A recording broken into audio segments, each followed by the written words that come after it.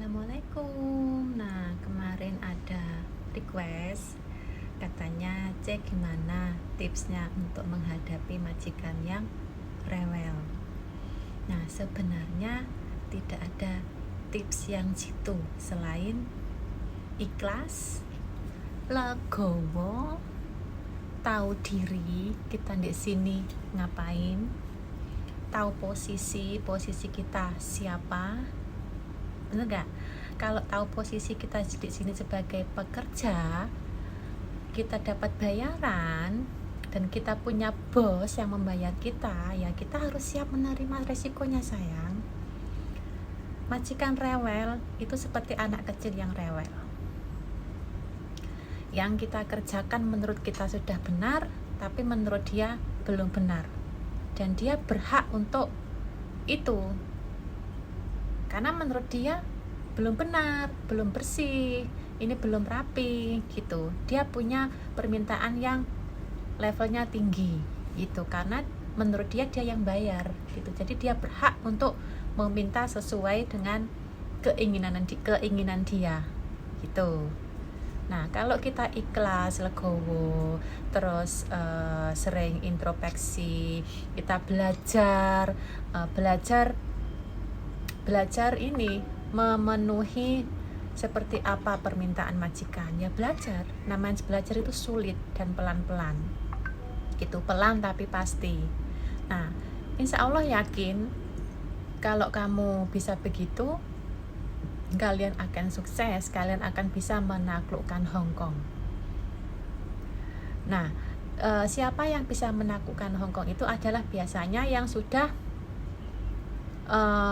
kerja di majikan 1 tahun, bahkan sudah bisa finish. Nah, terus renew lagi sama majikan itu. Berarti kan sudah mengetahui gimana seluk-beluk majikannya, sudah tahu sikapnya majikan gimana, maunya gimana. Nah, dalam masa adaptasi pencarian itu yang susah. Dan jangka waktu pencarian itu sampai kapan, itu tergantung kita sendiri. Kalau kitanya kayak nyantolan gitu ya, nyantolan maksudnya, ingat kemarin majikanku bilang gini dan nggak boleh gini, ingat nggak boleh begini, harus begini, aturannya tetap kita ingat dan kita tetap legowo, ikhlas. Karena kalau kita berundel itu nggak akan masuk otak, pasti akan ada tabrakan majikannya muni ngono, kita ngerundel, besok lupa karena kitanya nggak ikhlas.